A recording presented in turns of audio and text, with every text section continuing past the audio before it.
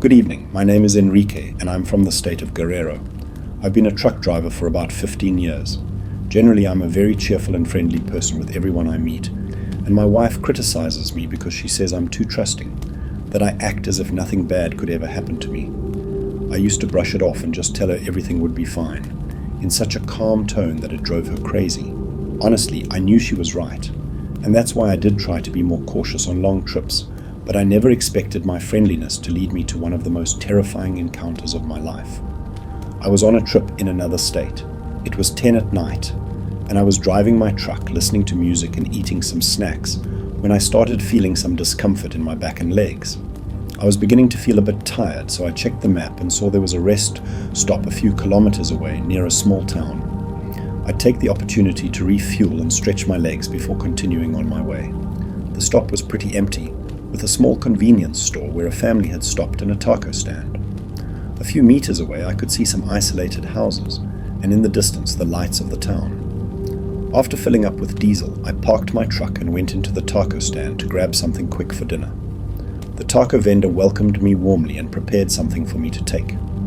He asked where I was headed, and as we talked, I kept an eye on my truck and noticed a girl, about 9 years old, approach it and look at it closely.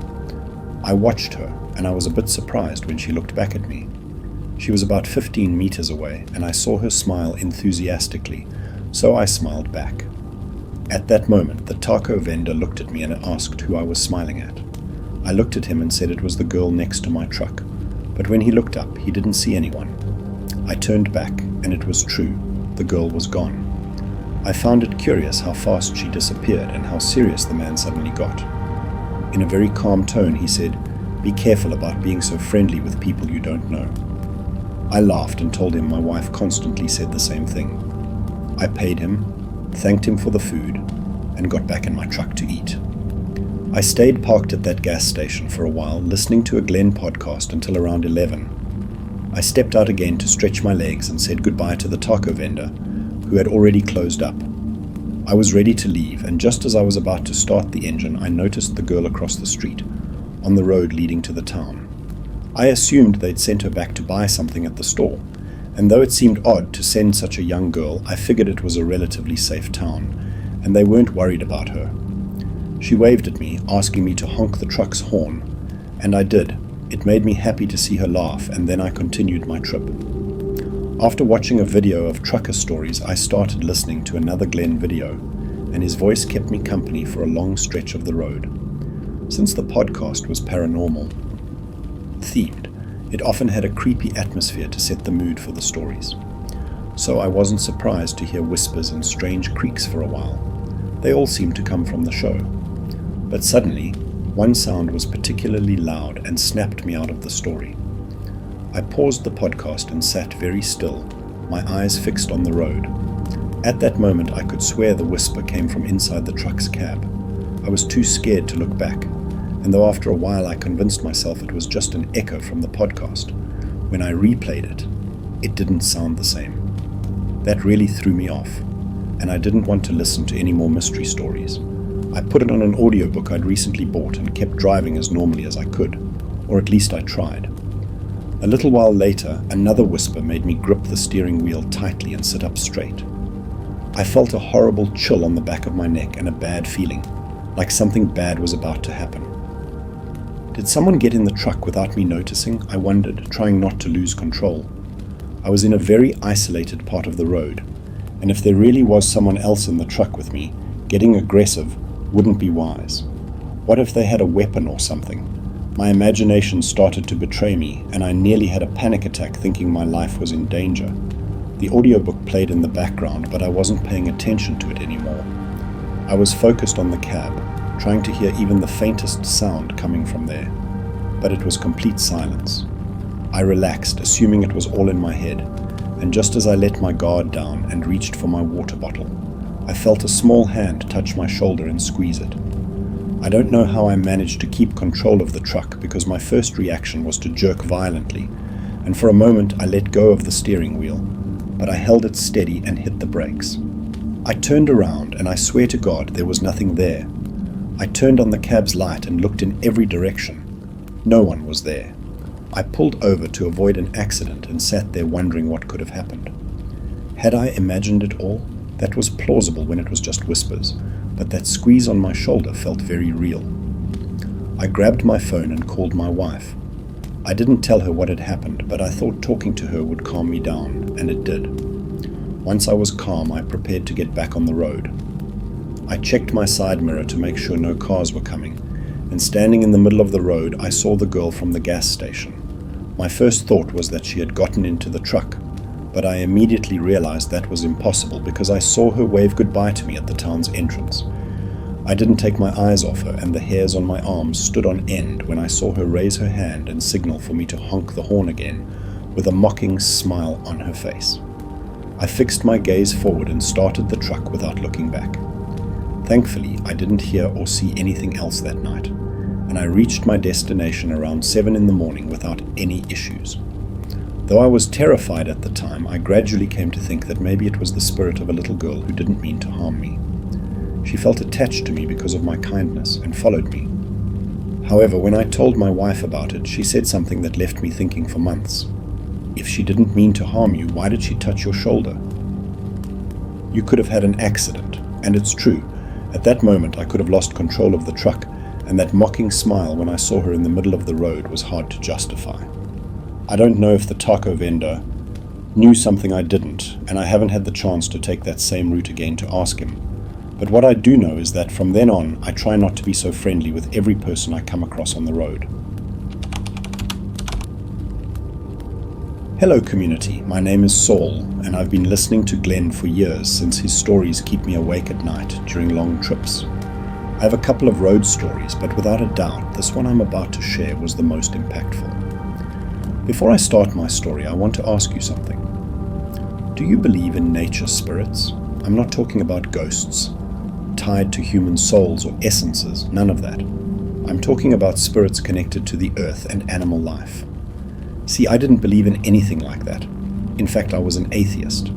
But a while back, I had an experience that directly put my life at risk, and I think it would fit perfectly on this channel. Let me give you some context. I was born in Brazil, in the city of Sao Paulo, and if you're wondering what a Brazilian is doing here, well, my father is from Veracruz, and I spent most of my childhood living there. We visited Brazil 2 or 3 times to see my mother's family. As for me, I won't go into too much detail about what I did, but let's just say that for a long time, I couldn't find my place in Veracruz. Eventually, I ended up traveling to Sao Paulo, and luckily, my cousin Miguel helped me find a job where I finally felt settled, working in the warehouse of a lumber company. After several years and getting my licenses in order, I started working as a truck driver for the same company, and that's where my story begins. At first, I drove small trucks transporting wood to furniture factories, but as I gained more experience, my boss trusted me with bigger trucks, until one day he asked me and an older man named Samuel to travel to the Tala area in the state of Paraná, southwest of Sao Paulo, because they were short on drivers to transport logs to the sawmills. They gave us a company van for the trip, and in about 7 hours we were arriving in Tala. I should clarify that Samuel and I didn't get along well. We'd had some issues because we're both pretty stubborn, so it was a quiet trip. I was driving, paying attention to all the details of the road to keep myself entertained, and I was struck by the drastic change in the landscape. It was 5 in the afternoon, and suddenly the dense vegetation gave way to kilometers and kilometers of tree stumps in the ground, many bare trees along the road, and piles of branches scattered everywhere. It was an imposing sight, and I stopped hearing the usual road sounds. There were no birds, no rustling of leaves, nothing but the wind coming through the window. I thought that was normal until Samuel suddenly broke the silence. They really went overboard this time. No wonder they sent us here. I was surprised to hear him, and I thought about asking what he meant by went overboard, but I held my tongue. I assumed he was referring to the amount of work and kept driving. I didn't see anything but cut trees and piles of branches on the horizon as night fell. We arrived at a massive warehouse about an hour later. About 8 trailers were loaded with huge logs chained together. Samuel and I got out and went to talk to the boss. He explained that we had to take those trucks to a sawmill about 80 kilometers away, and that we could rest there, but the delivery had to be made that night to avoid delaying the company's supply schedule. I agreed without hesitation, but something caught my attention. There were several guys scattered around the warehouse doing nothing, and the warehouse boss seemed pretty annoyed. Plus, there were more than 2 loaded trucks, but none of the others were leaving. Suddenly, I heard Samuel say, "Sorry boss, but my back's been acting up. I can start at 6 in the morning if you want." That surprised me because I was the one who'd been driving, and I was still willing to drive a couple more hours to make the delivery. The boss exploded, saying that's why we'd been sent there in the first place, and he started insulting everyone in the warehouse, especially the truckers gathered in a corner, the same ones I'd noticed, because none of them wanted to work. They didn't respond or even look at him. I didn't care whether I went alone or not, but then the boss said, "Convince your partner and both of you get going, or I'll call the main office and have you all fired. You came here to work." I shrugged and pulled Samuel aside to talk. I asked him what was wrong, but he just stared at the sky. We were in a rural area, so the stars should have been visible, but the night was cloudy and very dark. He wasn't paying attention to me, and suddenly I noticed something in him I'd never seen before. "What's wrong with you?" "Are you scared, Samuel?" He looked at me and very confidently replied, "The night's not good for driving." "Don't start your trailer like this." No matter how much I pressed him to explain why, Samuel just refused. In hindsight, I know he didn't tell me because he knew I wouldn't believe him. I was never superstitious, and everyone knew it. And since I'm pretty stubborn, I would have insisted even more if he'd told me the real reason he didn't want to go. I told him we should leave already, to get in the truck. It was only going to be a 2-hour trip. Again, Samuel stayed calm, as if he really wanted me to understand, and replied in the most serious tone I'd ever heard. "Wait until morning and we'll go. You can't drive tonight. Those bastards overdid it." I didn't understand what he was talking about, and I didn't want to try. I've always been very impatient and stubborn. It's something I'm trying to work on. But at that moment, I wasn't in the mood for nonsense. The company was strict about delivery times, and I didn't want to be penalized for arriving at the sawmill a day late. There was no way to convince Samuel, and he even called me a brute who didn't understand anything. I was fed up. I told him I'd go alone, and he'd have to explain to the company why he didn't come with me. And then he said something that even today gives me chills. "If you even make it, you bastard." I didn't say anything else. I got in the truck and started driving down the dark road we'd already traveled. The trailer was heavy and the road had no streetlights, so I drove pretty slowly, about 30 or 40 kilometers per hour. The silence started to bother me quickly, so I put on a podcast to have something in the background. But I was focused on the road and I couldn't get Samuel's words out of my head. It was obvious he knew something I didn't. Suddenly I started hearing peculiar sounds, birds singing in the distance, and I thought it was the podcast, but I quickly realized it wasn't. The topic they were discussing had nothing to do with it. I started feeling nervous, though I wasn't sure why, and for half an hour I kept hearing bird songs, wings flapping, branches snapping loudly, and other animal sounds coming from the darkness. I thought maybe they were looking for their old home, and I didn't want to attribute it to anything supernatural until I noticed a grey flash to my left. I turned quickly and saw it again. I couldn't make out what it was, but it reminded me of a flashlight's beam. I justified it as a worker in the field, though it didn't make sense for anyone to be there at that hour. That's what I thought until I saw a man standing on the side of the road. Since I was going slowly, I could see him clearly. He was dark-skinned, shirtless, and looking to the left. He only turned at the last moment when we made eye contact. I kept watching him through the side mirror, and he stared back until he disappeared into the darkness. I was already nervous, but that rattled me. The hairs on my neck stood up, and I gripped the steering wheel tightly while stepping on the gas. I felt an urgent need to get out of that place, and I made a big mistake. I started looking everywhere except the road. Suddenly, out of the corner of my eye, I saw something jump in front of the truck. A huge deer about 12 meters away.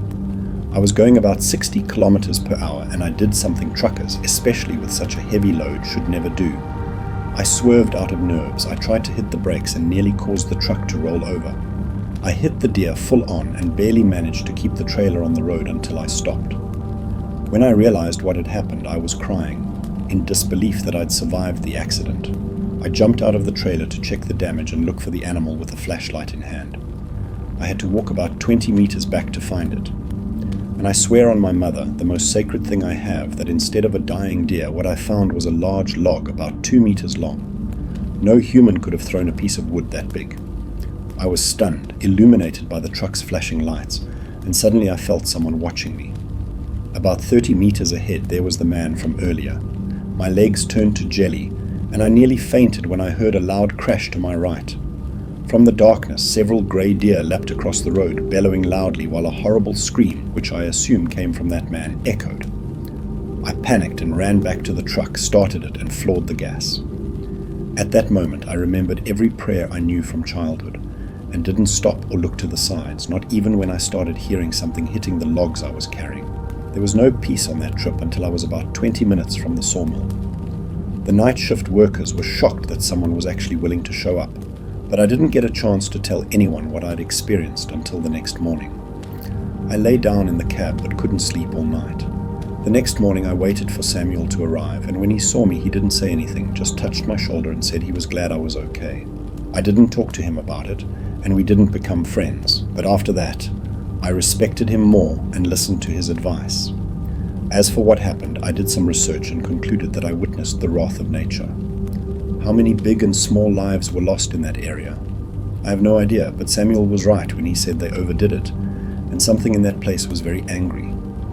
I don't know if it always has the same effect, but since then, I've always waited until dawn to transport loads in places like that. I don't like driving in the rain or bad weather, but my job sometimes requires it. My name is Martine, and I've been a truck driver for several years. Over my life, I've carried various types of more or less dangerous cargo, and I've always driven with a lot of caution, so I'm proud to say I've never had an accident.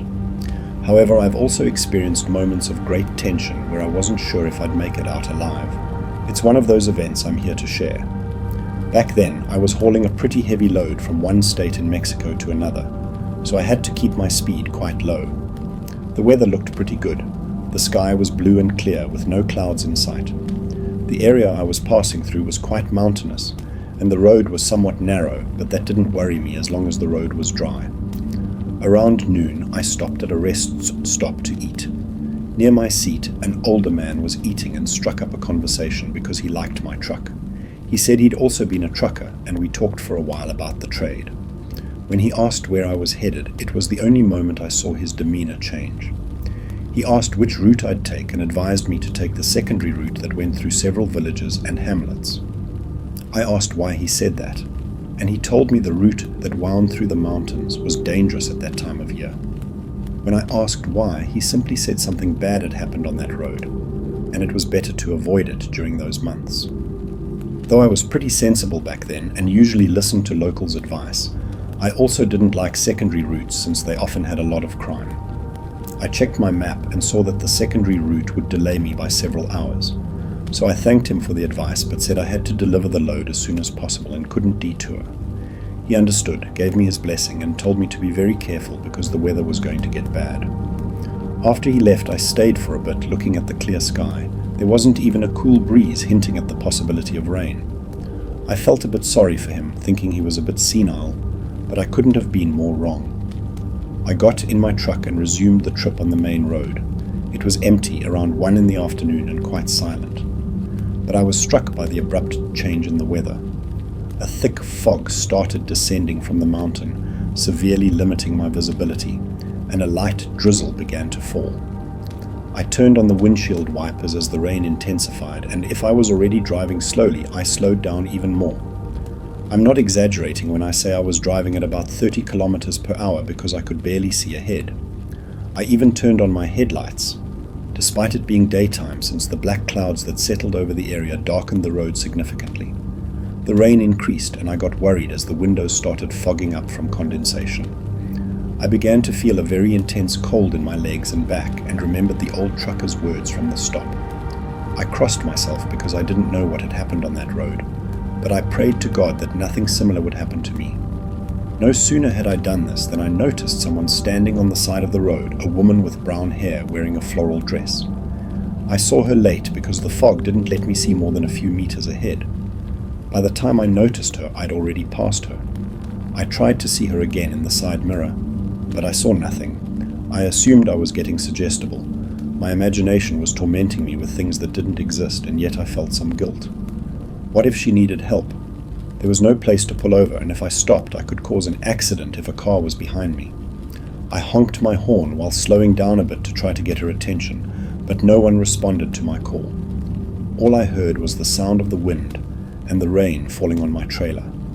I sped up again. The road was downhill, so I was quite nervous and tried to take the curves carefully to avoid losing traction. At one point, while taking a curve cautiously, I saw a classic blue car, maybe a Camaro or a Dodge from the 70s, pass me on the left at full speed. It scared me a lot because that could have caused a terrible accident. I still vividly remember the sound of its tires screeching on the asphalt, burning every time it accelerated and skidded through the curves.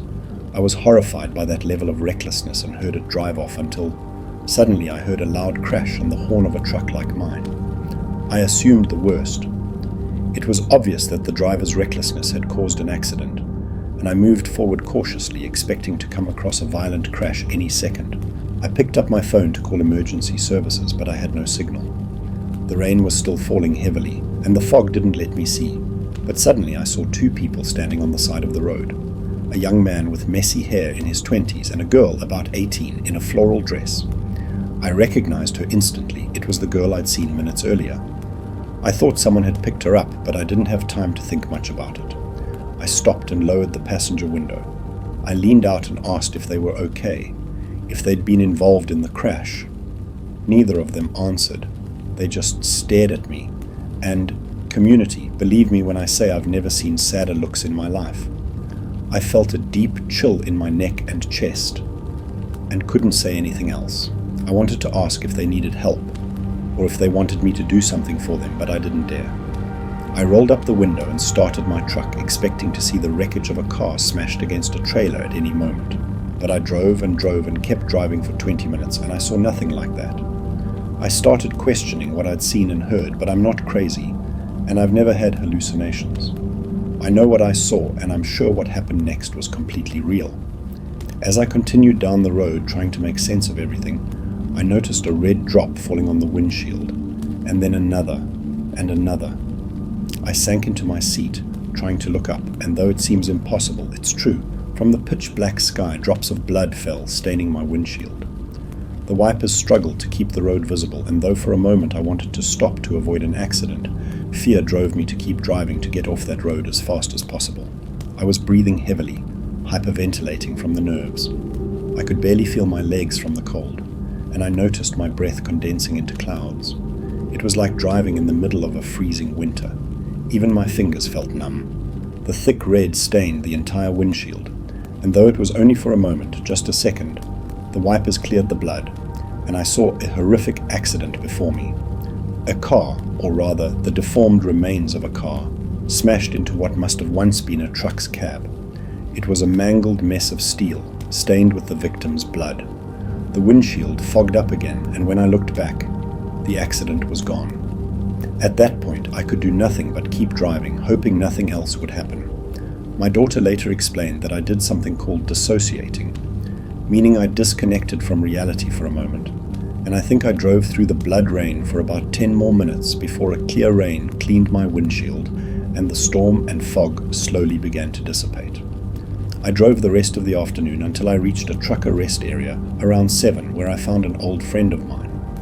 I told him everything that had happened, and though he wasn't a big believer in the paranormal, he did tell me that about 30 years ago there was a very violent accident on that road. A guy had fought with his girlfriend, and she walked off down the road. He went looking for her, and they drove off arguing in the middle of a storm. The guy was pretty drunk, and they didn't see a truck coming uphill. Both of them and the trucker died on impact. Considering what I heard and experienced, it became pretty clear that what I went through was a reflection of that tragedy, and aside from the fear that overwhelmed me, I also felt a lot of sadness because it was evident that the spirits of those two young people weren't at peace. A few months later, I passed through the same route, and this time I didn't experience anything supernatural. In fact, the weather was quite clear, and I could see some rusted car parts on the side of the road, along with a large cross.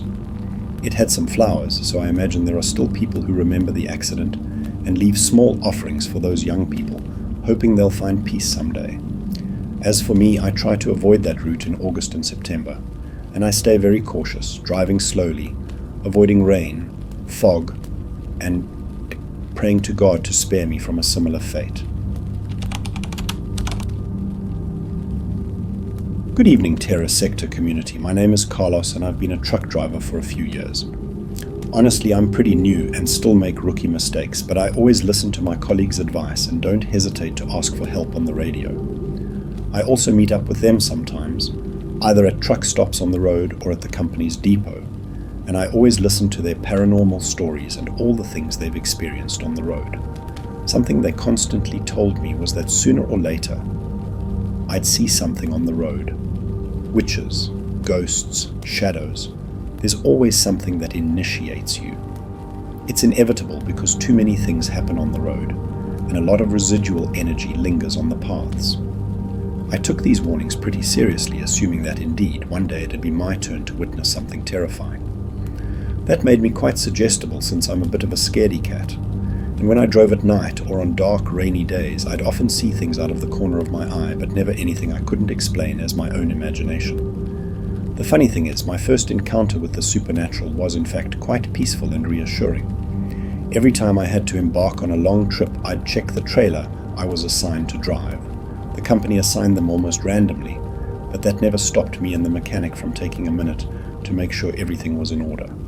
But one time, in a rush, I had to get in the trailer and start driving without checking, and unfortunately, halfway through the trip, about a day after leaving, I started hearing a strange sound in the engine, a suspicious click coming from the right side of the truck.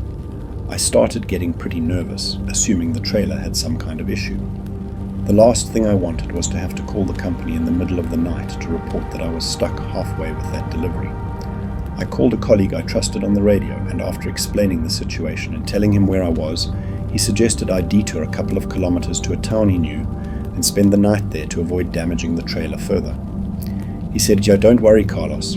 The godfather of my daughter lives there, and he's a good mechanic. He'll help you tomorrow. Let me call him to let him know you're heading there, but don't hit the road like that, or the truck might break down halfway." I felt a bit calmer and detoured to the town my colleague mentioned. It was pretty small, and on the side of the road I saw a mechanic shop where I stopped. I assumed it was the one he'd recommended, and since I'd have to wait there, I got out to stretch my legs for a bit. The place was completely empty, and aside from the streetlights, it was pretty dark. Across the road there were lots of trees, and along the road I saw several businesses that were already closed. That was normal since it was around 1 in the morning. I lit a cigarette, and suddenly I heard footsteps behind me. A chill ran down my spine, and I turned around quickly, expecting to see a robber. I'd even clenched my fists in case I needed to defend myself, but in front of me was just an old man wiping his hands with a rag. I remember him well, short white hair, glasses, and rugged features, but he smiled at me kindly. He was wearing a mechanic's jumpsuit, like the ones used in a shop, and he teased me, saying, "Did I scare you, kid?" I laughed and admitted I was a bit nervous. He asked why, and I explained the situation with the truck and how it had been making noises for the past few hours. He looked at the trailer and said if I gave him one of my cigarettes, he'd take a look since his wife no longer let him smoke. I looked at him and he seemed pretty competent. Plus he was friendly, so even if he wasn't a mechanic, I would have given him a cigarette. We stood there smoking for a few minutes before heading to the truck. We opened the hood and he climbed up to check it. I watched from below, shining a flashlight on the engine. I never knew much about mechanics, so I trusted him when he went into the shop and came back with some tools. He climbed back up, and while working asked me about my life, whether I was married, how old I was, and how long I'd been a trucker. I answered, and when I told him my age, he laughed and said, "My son, Jose Luis, is your age, 28. You're still pretty young, kid. Take things slow." Honestly, he was a very pleasant old man, and his advice reminded me a lot of what my dad used to tell me. Plus, I was thrilled when he closed the hood and told me to try it. I got in the cab and started the engine, and sure enough, the click was gone. I jumped out to thank him and noticed the shop's door was closed again. I saw him standing by a pole and thanked him for everything he'd done. When I asked how much I owed him, he told me to pay his son in the morning and suddenly asked me something very strange, to give his son his regards. I wasn't sure how to interpret that and assumed maybe they were estranged and hadn't spoken in a while. I assured him I would. He wished me good night and disappeared down the road to the town. Since I had to stay to pay in the morning, I didn't hit the road that night. I got in the cab and fell asleep pretty quickly. I don't know if it's related, but that night I dreamed about my father. I woke up in a good mood with the first ray of sunlight and went to have breakfast at a nearby place that was already open. When I returned, the mechanic shop was open and I asked for Jose Luis. Suddenly, a man older than I expected, about 50, approached me. I asked if he was Jose Luis with some doubts, and he said yes, assuming I was Carlos. My colleague had already called him, and he said he was about to check my trailer. I told him it wasn't necessary, since a mechanic had already helped me the night before.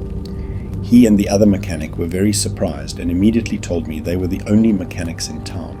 So I told them about the man from the night before, realizing I hadn't asked his name, but I described him perfectly, and I saw the shock on their faces.